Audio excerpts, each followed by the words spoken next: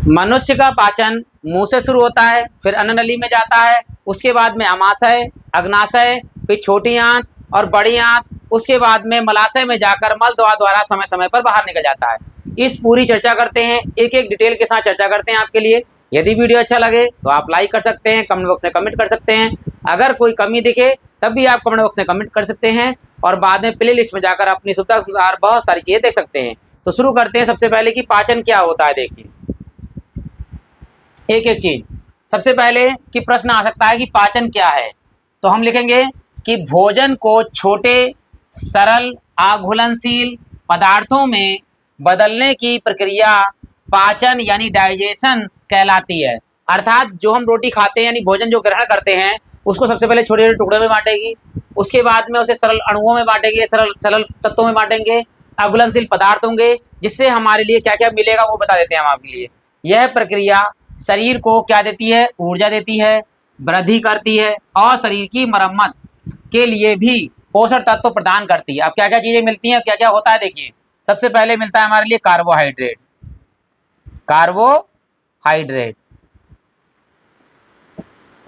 अब कार्बोहाइड्रेट क्या करता है, ये हमें जो है वो ऊर्जा प्रदान करता है, जिससे हम दिन भर क्रिया करके और पूरा शरीर जो है हमारा दिन भर लगातार काम करता रहता है, वो मिलता है कार्बोहाइड्रेट से।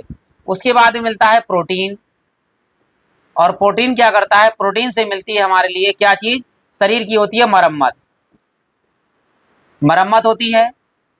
और याद रखना ये मरम्मत के साथ साथ में हमारे शरीर की क्या करता है, वृद्धि करता है। वृद्धि या विकास कह सकते हैं, वृद्धि और विकास। ठीक, इसके साथ में प्रोटीन के साथ और क्या मिलता है, लवण। ये चीजें मिलती हैं, इससे हमारे शरीर की मरम्मत होती है और शरीर में क्या होती है, वृद्धि होती है। उसके बाद आते हैं वसा। वसा क्या करता है, हमारी मोटाई बढ़ाता है, यानी मोटा करता है हमारे लिए, या कह सकते हैं मांस बढ़ाता है, शरीर में मांसपेशियों को विकसित करता है, ये काम करता है किसका, वसा। उसके बाद आता है विटामिन। जो विटामिन होते हैं ये हमारी रोगों से लड़ने की क्षमता प्रदान करते हैं और साथ में रोग प्रतिरोधक क्षमता को बढ़ाते हैं। उसके बाद आता है लास्ट में जल। जल का क्या काम है, जल जो है पाचन में सहायक है, पाचन क्रिया में सहायक है, और साथ में शरीर का तापमान नियंत्रण करने में भी जल की प्रमुख भूमिका है। ये हमारा जो है क्या है, पाचन क्या होता है उसको डिटेल से हम आराम से लिख सकते हैं। फिर भी कोई कमी रह जाए तो आप कमेंट बॉक्स में कमी लिख सकते हैं। वीडियो अच्छा लगे तो आप लाइक कर सकते हैं। अब बढ़ते हैं अगली चीज पर। देखिए यहां पर देखिए सबसे पहले यह बताते हैं हम आपके लिए कि मनुष्य का पाचन तंत्र। सबसे पहले हम कोई भी चीज क्या करते हैं, मुंह से खाते हैं, जिसमें क्या होता है हमारे दांत जो होते हैं वो उसके छोटे छोटे टुकड़े कर देते हैं। छोटे छोटे टुकड़े करने के बाद में ये जो है जीभ में लार निकलती है, और लार जो है उसे लुगदी बनाती है, और लुगदी बनाने में गले में निकलने में सहायता प्रदान करती है। फिर आता है ये अन्न नली यानी फूड पाइप के द्वारा, यहाँ से लेकर ये जो फूड पाइप है ये फूड पाइप के द्वारा आता है कहाँ, अमाशय में पहुंचता है हमारा भोजन। फिर अमाशय के बाद में कहाँ पहुंचता है, अग्नाशय में पहुंचता है। अग्नाशय के बाद पहुंचता है इस छोटी आंत में पहुंचता है। छोटी आंत के बाद में आता है इस बड़ी आंत में आता है, और बड़ी आंत के बाद में मलाशय के द्वारा बाहर निकल जाता है, मलाशय में इकट्ठा होता है, फिर मल द्वार के द्वारा, ये गुदा द्वार के द्वारा जो है ये शरीर से बाहर निकल जाता है। इसके पास में ये होता है हमारा यकृत। यकृत क्या करता है, पित्ताशय यानी पित्तरस को बनाता है, और पित्तरस जो है वो यहाँ पर पित्ताशय में, पित्त की थैली में इकट्ठा हो जाता है। ये पूरी प्रोसेस होती है हमारी। देखिए आप देखिए यहाँ पर क्या है, हम जो भोजन करते हैं यानी जो भी हम खाते हैं, कुछ भी खाएं, छोटा खाएं बड़ा खाएं कुछ भी खाएं, ठीक है, उसे शरीर उपयोगी रूप में बदल देता है। उपयोगी रूप में कैसे बदलता है, यानी जब हम रोटी खाते हैं, खाना खाते हैं, तो ब्लड के अंदर रोटी चावल वगैरह नहीं दौड़ता है, क्योंकि उसमें एंजाइम्स उसको क्या करते हैं, शोषण करते हैं, अवशोषित करते हैं उसके लिए। फिर उसके जो तत्व होते हैं वो किस में मिल जाते हैं, हमारे ब्लड में मिल जाते हैं, और ब्लड में जो तत्व बनता है वे सारे तत्व जो है बॉडी के अंदर प्रत्येक कोशिका के अंदर पहुंचाने का काम करते हैं। ठीक है, यानी उपयोगी में बदल देता है। और भोजन छोटे छोटे सरल पदार्थों में बदलने की प्रक्रिया को पाचन कहते हैं। यह कार्य हमारे पाचन तंत्र द्वारा किया जाता है, यानी मुंह से लेकर ये बड़ी आंत तक पूरा पूरा पोषण हो जाता है हमारा। देखिए आगे, अब ये है हमारे पास मुंह है। मुंह में क्या होते हैं, दांत होते हैं हमारे पास। एक वयस्क मनुष्य के मुंह में जो दांत होते हैं वो होते हैं 32, हम सभी जानते हैं। और 20 दांत जो होते हैं वो 20 दांत जो है वो दूध के होते हैं। अब कभी कभी प्रश्न आता है कितने दांत जो है हमें जिंदगी में 2 बार मिलते हैं, वो दांत होते हैं दूध के जिन्हें 20 संख्या है। ये 20 जो दूध के दांत होते हैं पहले आते हैं, फिर टूट जाते हैं और टूटने के बाद में नए दांत आते हैं जो स्थायी होते हैं, और ये टोटल बन जाते हैं बाद में 32 दांत। फिर ये होती है हमारे जीभ, और जीभ में पाई जाती है लार ग्रंथियां, और लार ग्रंथियों की संख्या जो है वो कितनी होती है, 3 जोड़ी। 3 जोड़ी जो है वो संख्या होती है लार ग्रंथियों की, और 3 जोड़ी को ले सकते हैं हम 6 लार ग्रंथियां होती हैं। ठीक है, लार ग्रंथियों में क्या पाया जाता है वो आगे बताते हैं हम आपके लिए।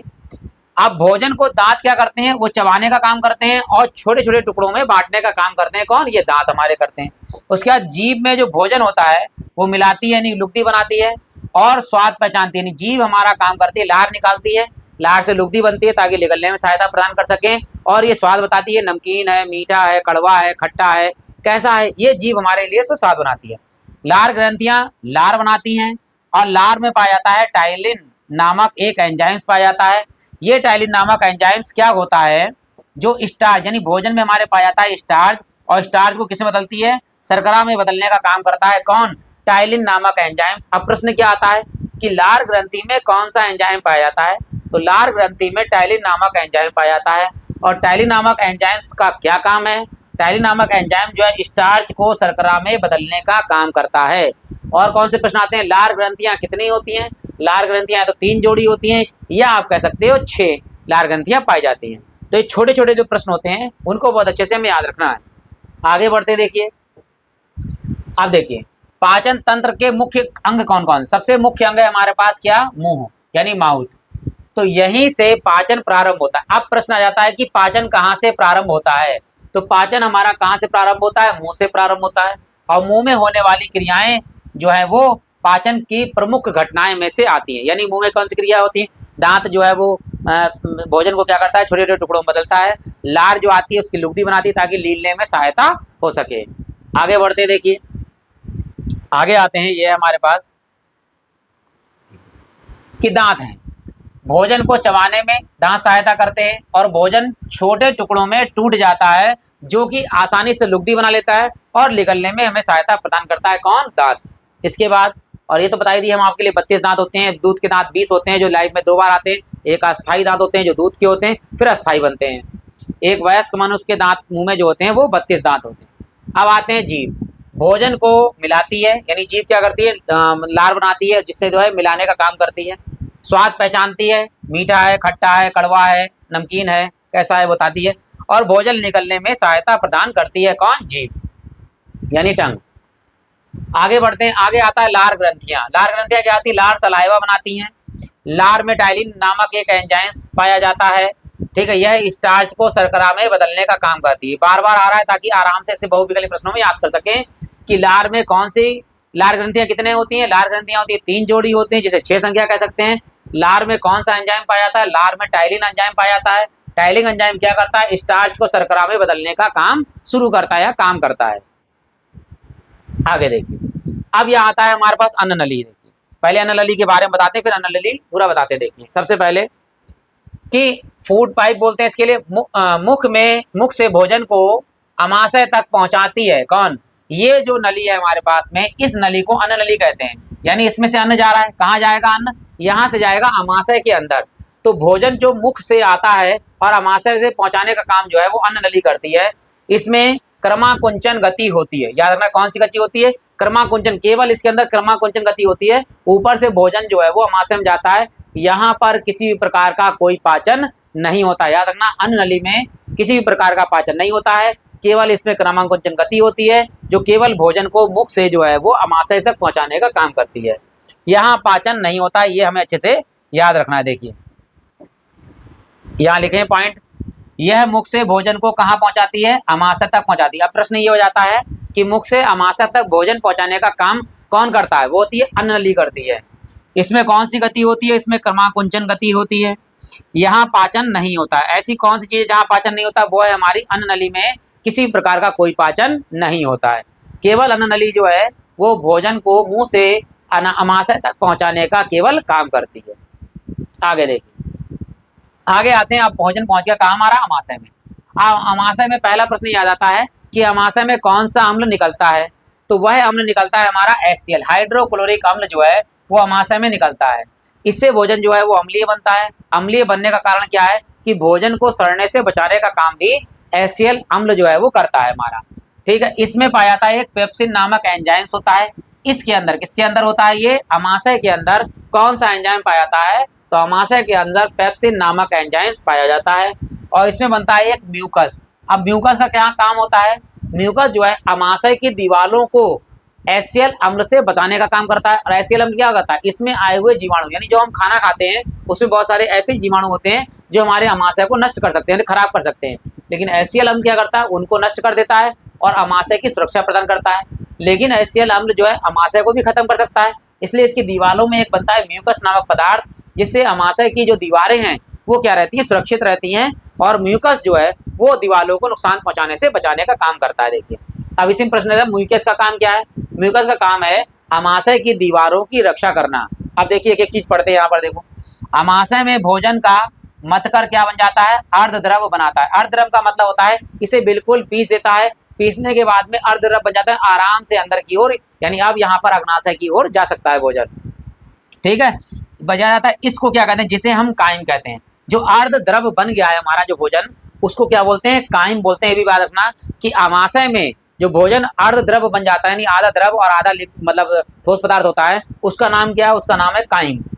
HCl भोजन को अम्लीय बनाता है क्योंकि ये खुद अम्ल है, क्योंकि H+ आयन इसमें उपस्थित होता है और जिसमें H+ आयन उपस्थित होता है उसे अम्ल कहते हैं, इसलिए भोजन को क्या बनाता है, अम्लीय बनाता है HCl। और जीवाणुओं को नष्ट करने का काम करता है, यानी ऐसे जीवाणु, ऐसे बैक्टीरिया जो अमाशय को नुकसान पहुंचाते हैं, यानी बॉडी को नुकसान पहुंचा सकते हैं, उसको नष्ट करने का काम भी HCl करता है। अब है हमारे पास कौन सा एंजाइम होता है, पेप्सिन नामक जो एंजाइम है वो प्रोटीन को क्या करता है, छोटे छोटे टुकड़ों में बदल देता है, तोड़ देता है। प्रोटीन को तोड़ने का काम कौन करता है, पेप्सिन। अब याद रखना यहाँ पर प्रोटीन को तोड़ने का काम या प्रोटीन को पचाने का काम कौन करता है, वो होता है पेप्सिन नामक एंजाइम होता है। कहाँ पाया जाता है, अमाशय में पेप्सिन नामक एंजाइम पाया जाता है जो प्रोटीन को पचाने का काम करता है। आगे तो म्यूकस क्या करता है, म्यूकस पेट की आंतरिक दीवार की रक्षा करता है। म्यूकस जो होता है अमाशय के अंदर, वो अमाशय की अंदर की दीवारों को सुरक्षित करने का काम भी करता है। देखिए यहाँ पढ़ लेते हैं एक बार और इसी चीज को पढ़ते हैं कि अमाशय में बनने वाले पदार्थ हाइड्रोक्लोरिक अम्ल यानी HCl जीवाणुओं को क्या कर देता है, नष्ट करने का काम करता है, अम्लीय माध्यम बनाने का काम करता है। इसमें पाया जाता है पेप्सिन नामक एंजाइम्स होता है जो प्रोटीन को छोटे छोटे भागों में तोड़ने का काम करता है। इसके अंदर बनता है एक म्यूकस जो पेट की आंतरिक दीवारों की रक्षा करता है और विशेष तत्व भोजन यहाँ पर मतकर अर्धद्रव में बदल जाता है, जिसका नाम क्या हो जाता है, काइम नाम हो जाता है, जो अर्धद्रव में बदल जाता है। अच्छा लगता होगा, पूरा मतलब डीपली बताते हैं आपके लिए ताकि कोई डाउट रह ना जाए। फिर भी अगर डाउट रह जाता है तो आप कमेंट में उस डाउट को लिख सकते हैं। वीडियो अच्छा लगे तो आप लाइक कर सकते हैं, आपके अच्छे अच्छे कमेंट्स हमारे लिए आगे बढ़ने के लिए प्रेरित करेंगे।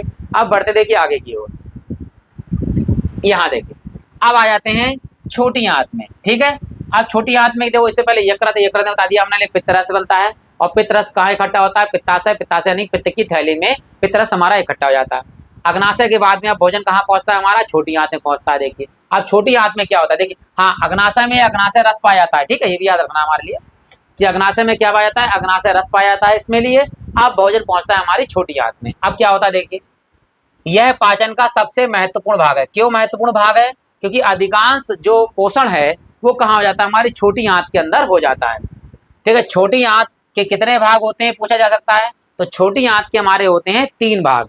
पहला भाग होता है ग्रहणी और दूसरा भाग होता है जेजुनम, जेजुनम होता है, और तीसरा भाग होता है इलियम।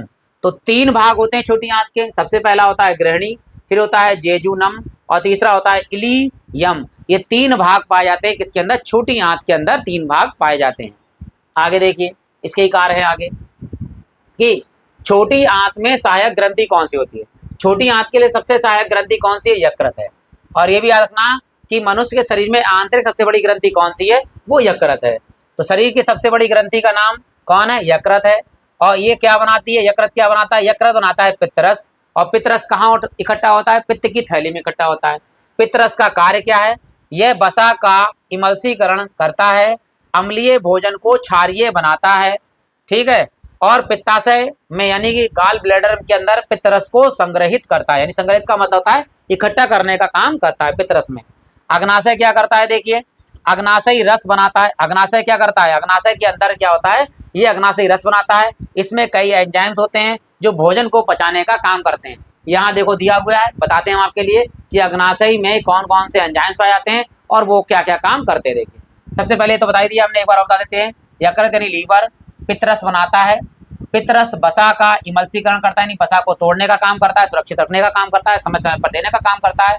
और अम्लीय भोजन को क्षारीय बनाने का भी काम करता है, यानी अम्लीय भोजन है HCl जो बनाए उसको क्षारीय बनाने का काम भी करता है। कौन, पित्तरस हमारा करता है।